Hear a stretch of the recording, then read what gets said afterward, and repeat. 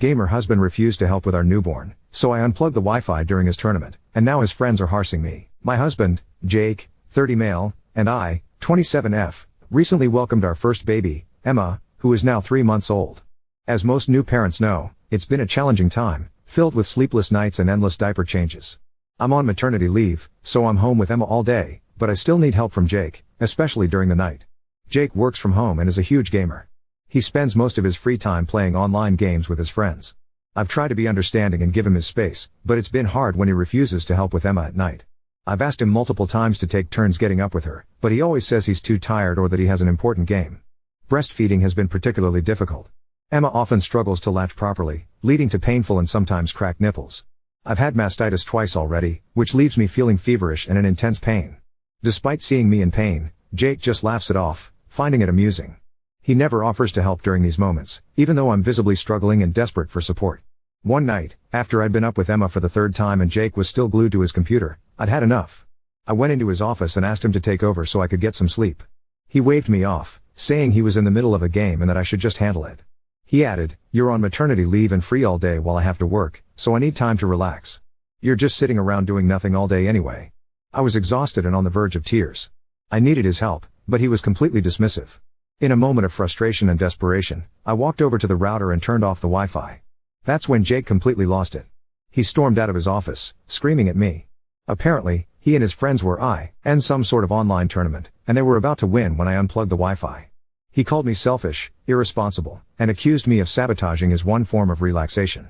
He went on to say that I had no right to interfere with his me time and that I should have just waited until he was done.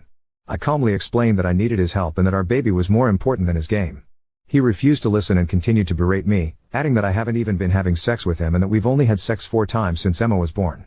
He accused me of wanting to take everything away from him while doing nothing all day and sitting at home on my ass.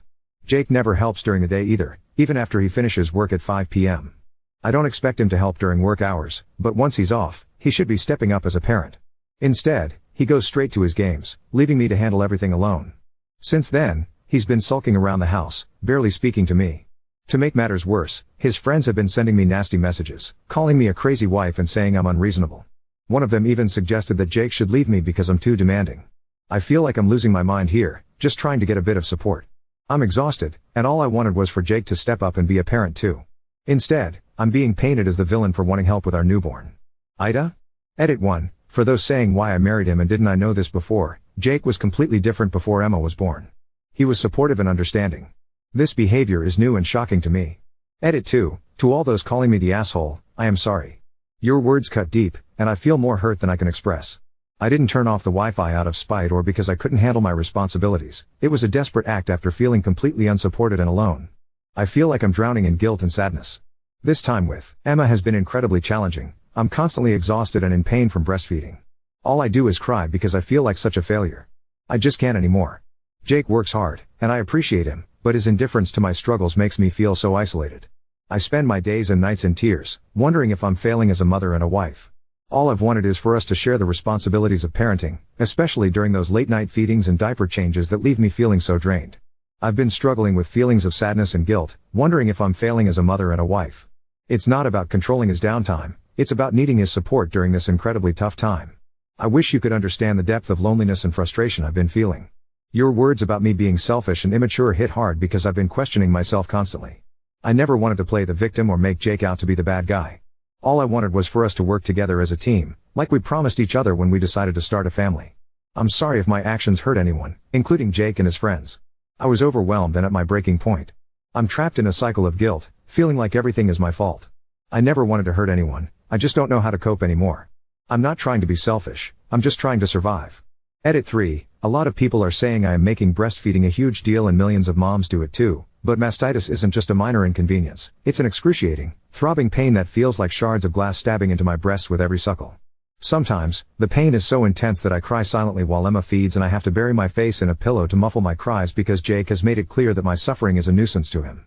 He says he is either working, gaming, or sleeping, so I should not disturb him. And some people are saying even if this happens to me then WTF should he do here? Do I expect him to grow a breast and feed Emma? But no, I am not expecting him to do that, I just want him to support me. He never offers to help during these moments, even though I'm in tears and desperately in need of support. As soon as he brought up the lack of sex, it showed who he was. If you told him that you wanted sex, he would stop gaming when he came home. This has to do with you not catering to his needs. You need to really think about if you want your daughter to be raised in a house where her father treats her mother badly. Remember that kids learn what is acceptable behavior in relationships by watching what their parents do. Is this the kind of relationship that you would want your daughter to have? I understand your perspective, but it's really not that simple. Yes, I'm home with Emma during the day, but caring for a newborn is incredibly demanding, both physically and emotionally. Jake works from home, which means he's here, but he rarely helps with anything beyond his work or his games. Even on weekends when he's not working, he's glued to his computer, gaming with his friends. He never changes diapers, dress her, or even comfort her when she's crying. It's not just about the physical tasks, it's about feeling supported and not shouldering everything on my own, when I'm already stretched thin emotionally and physically. I'm not trying to make it sound like I'm the only one making sacrifices. I appreciate that he works hard, but I'm also working hard to care for our baby without much help. It's exhausting, and it hurts to feel like I'm doing this alone. I just wish he would see how much I need him to be present, not just physically here, but emotionally too. It's not about throwing tantrums, it's about trying to get through each day without feeling completely overwhelmed and unsupported.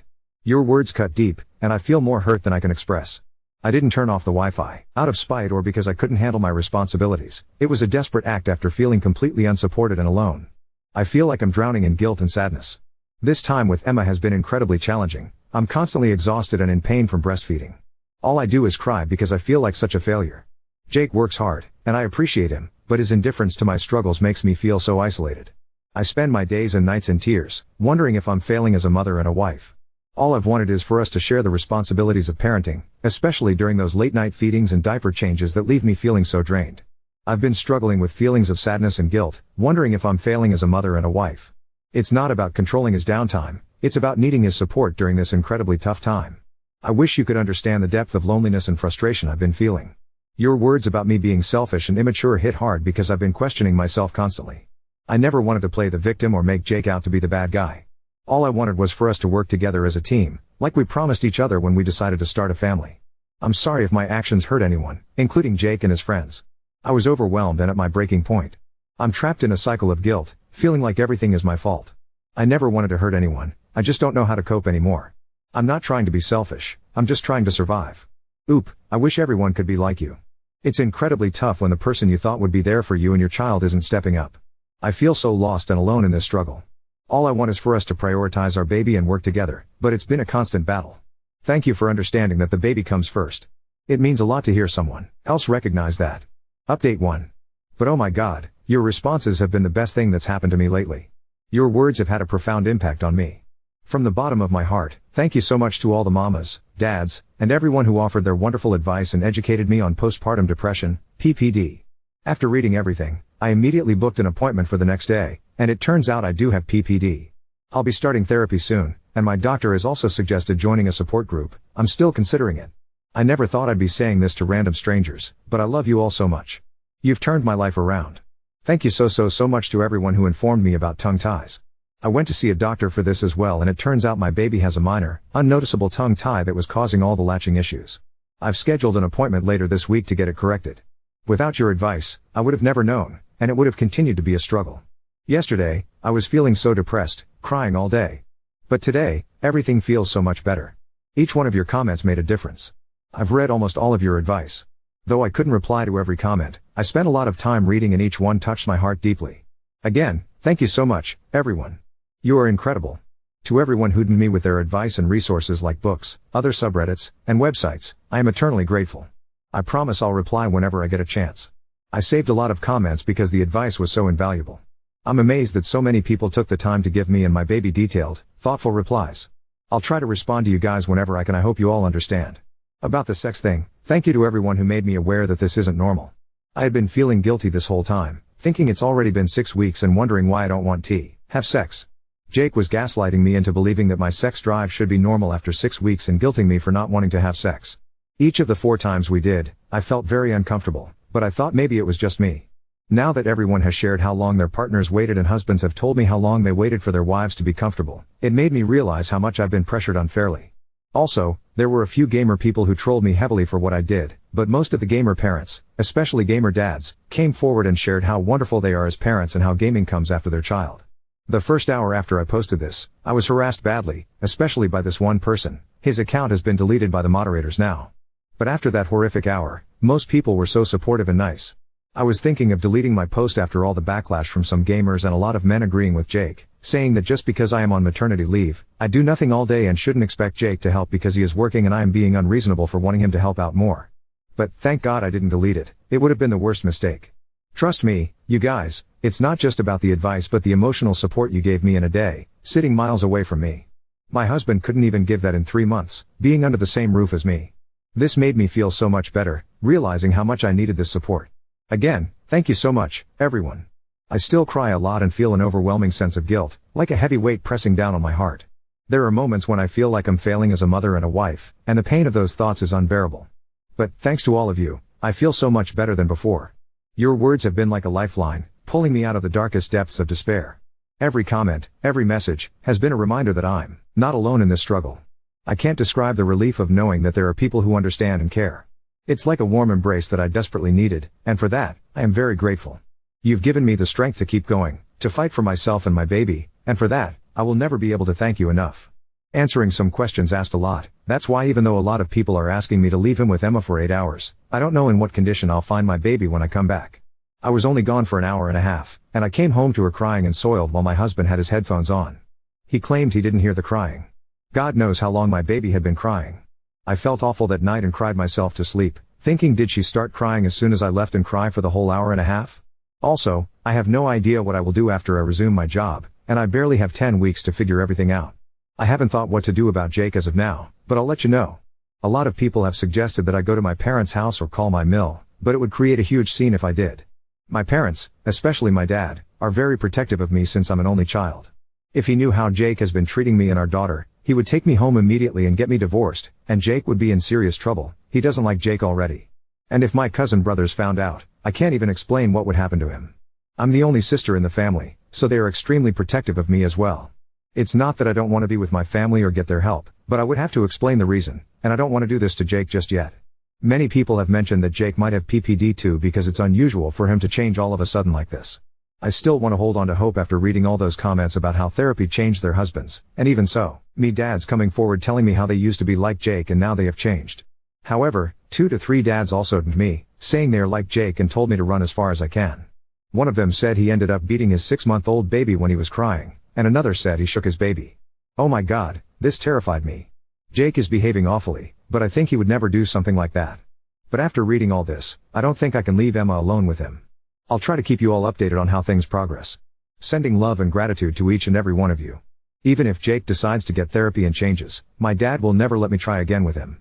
There's no way my family will allow Jake back into my life once they know everything. It hurts every day when I have to hold back my tears while talking to my mom, dad, and other family members. It hurts to lie to my parents, to pretend that everything is perfect when I'm actually falling apart. Sometimes I break down while on calls, and I have to cut the conversation short, lying that Emma woke up again just so they don't hear me crying. You don't know how much I want to tell them, how much I want their support, but I'm terrified of making a decision where there's no coming back from in such haste. I fear making a decision in haste that leaves no room for redemption or reconciliation. Update 2. I know this is a very early update, it's only been 5 hours since I posted my last update, but they have been enough to knock some sense into me. You guys are right. I am being an asshole here and not prioritizing my baby, so I need to get out of here ASAP. Oh my God, I read the comments, and I am overwhelmed. I've been crying hysterically again. Jake even shouted from the other room, asking if I could keep it down. You're right, he won't change, he is so insensitive. Realizing how foolish I've been has hit me hard. You all made me see how stupid I am for not leaving Jake and going to my parents, and how I'm putting both Emma's and my lives in danger. The thing that moved me the most was when you told me to imagine if it was Emma being treated like this. Would I want her to keep quiet or tell me what's happening with her? That hit me so hard. I can't bear the thought of her going through what I'm going through. I've decided to talk to my family tomorrow or day after tomorrow. I need some time to think about what and how much to say to them so the worst doesn't happen, and my family doesn't end up in jail. They love me a lot and have been protective of me since I was a kid. I also need to find and upload all the recordings from the CCTV cameras to my laptop, which will help me with custody if we end up getting divorced. I need time to figure out the recordings and CCTV stuff, so I'll probably call someone for help. I'm thinking of doing this discreetly when Jake is sleeping because I am scared he might completely lose it. I know he probably won't even notice since he mostly sleeps between gaming and doesn't come out of the room. But then again, I have been an idiot about so much stuff already, so let me know if I should do it another way. Please, if there are steps other than the recordings and important documents I should take before telling my family and leaving, let me know, because I know once I leave I won't be coming back. I know I don't reply often, but I read your comments, and I promise I'll try to reply when things are better here. But please, I only have a little time and don't want to mess this up. You guys have scared the hell out of me with the possibilities of what could happen. You all are saying Jake will kill the baby and I'll end up doing a funeral for my baby. Please don't say stuff like that. That's just a very cruel and mean thing to say. I have already been so depressed and crying, and now it feels like I am drowning again. Please, please, please stop saying that I'll end up with a dead baby. It's very, very insensitive, even if you re-saying this just so I would ask for help and leave Jake. Secondly, I know you must be thinking, why does this woman cry a lot? She is always crying, and she is pathetic, but I don't know what's happening to me. All I do is cry, and I wasn't like this before. I cried very little before giving birth, to be honest. I am just very overwhelmed. And to those who are saying bad things about my dad, calling him a psycho control freak with anger issues, trust me, he is nothing like that. He is actually a very calm person, but he is very close to me and extremely protective. Since I was little, he gets protective even when someone raises their voice at me. He is not a bad person, he just cares deeply about me. Thank you all for your support and advice. You've opened my eyes, and I'm determined to make things better for Emma and me. P.S. Emma just woke up and now she is just staring at me with her big blue eyes, and she isn't even crying. Maybe she is trying to say something, I don't know. Even this is making me break down in tears. I am back from where I began, I'm going crazy. I can't believe looking at her tiny hands, her little fingers gripping mine, that I was being such a blindfolded, idiotic bitch who was going to jeopardize my baby's life. The guilt and shame are overwhelming, and I feel like the worst mother in the world. Now on to second story. Boyfriend ignores my concerns about his little brother's unsettling behavior, leaving me uneasy and alone with an 11-year-old. I, 23F, have been with my boyfriend, 26 male, for almost 3 years, and we live together. Recently, his parents were arrested, I'd rather not go into the details, and as a result, his little brother, 11M, has had to move in with us. I understand the situation is complicated, and my boyfriend didn't really have a choice. Obviously, he couldn't just leave his brother with nowhere to go. The thing is, I find his little brother creepy, and I feel horrible even saying that. I know he's a kid, and he's gone through a traumatic experience, but some of the things he does make me really uncomfortable. For instance, he stares at me a lot, like almost all the time when we're in the same room. I'll catch him just watching me, and it's unsettling. He also has this habit of walking into our bedroom without knocking, especially when my boyfriend is out. I've told him multiple times that he needs to knock, but he either ignores it or just doesn't care. He will shower and use the bathroom with the door wide open, clearly so everyone can see him when walking past. Even though I have told him he needs to keep the door closed when he's in there. One time, I had just gotten out of the shower and was in my towel when I walked into the bedroom, and he was just standing there, staring at me. I asked him what he was doing, and he didn't even answer, just kept staring before finally walking away. I brought this up to my boyfriend, but he brushed it off, saying his brother is probably just adjusting to everything and doesn't mean any harm. I lent him my laptop because he said he needed it for homework, and when I got it back it was completely filled with porn, like he had downloaded porn. It was in the search history. I told my boyfriend he needed to speak with him, but my boyfriend says it's normal for a boy his age. He just told me to clear the search history and delete what he downloaded. But he is not being normal, he is weirding me out and I feel bad even saying it. I get that this kid is dealing with a lot, losing his parents like that is traumatic, but at the same time, I feel like my feelings are being dismissed. My boyfriend says I'm overreacting, but I honestly feel really uncomfortable in my own home now. I even find myself avoiding being alone with his brother because it just feels weird. I don't know if I am overreacting, like I understand giving some leeway because of everything that's happened in his life, but he is really weirding me out. Any advice on wh.w to handle this would be really appreciated. Update 1. A lot of you guys pointed out that my boyfriend, Caleb, seemed to be overwhelmed and was just sticking his head in the sand, and honestly yeah. I sat him down a little while after I posted here and we spoke about his brother and everything going on, and he just started crying to me. He has cried in front of me maybe twice before, so I knew he was really feeling it. He said he was really sorry for the way he'd been acting, and that he was just feeling so stressed that he was just pushing everything down and away. He agreed that Avery's behaviors were unacceptable, and that I told him he needed to have a firm conversation with Avery about boundaries. Or I just wouldn't be able to live with him much longer. Caleb said he would enforce a change of rules, and then he started like sobbing, went gray and started hyperventilating. I was seriously concerned and confused about what was happening. He said he needed to tell me something. I was comforting him, and trying to calm him down, and he told me he was a victim of pretty extreme CSA from his dad, and he thought Avery probably was as well, which we later found out was true. That explained a lot, why Avery had no awareness of boundaries, why he was displaying these weirdly sexual behaviors. Why we had such low contact with his parents before all this. But I met his parents, met them multiple times. Yeah, we had LC with them, but I met them, I had been to their house. They just seemed like normal people, nice people. They weren't creepy, or scary or weird. I was really shocked at everything Caleb told me. Caleb had been hiding it for so many years, and he felt so ashamed that he hadn't reported it sooner. He said he was really hoping that the abuse hadn't also happened to Avery, and so I think he was trying so hard to ignore any signs that he had. He said he felt responsible because he never reported his dad, which meant the abuse could continue. But I told none of this was his fault. He has no blame in him being abused or Avery being abused. We sought advice on what to do. We reported what Caleb had said to the police and to social services. Both Avery and Caleb were interviewed, but we haven't heard much back from the police about anything that might happen next. They said it could be a long process if they managed to bring any charges at all. Social services started giving us some more support. Avery has been behaving a lot better since. He's been listening to boundaries more. He's actually changed a lot in the short time since I posted here last. He's come out a bit more as a pretty charming and charismatic boy. Even though if I'm totally honest he's still a little weird, but maybe that's to be expected after having the life he had.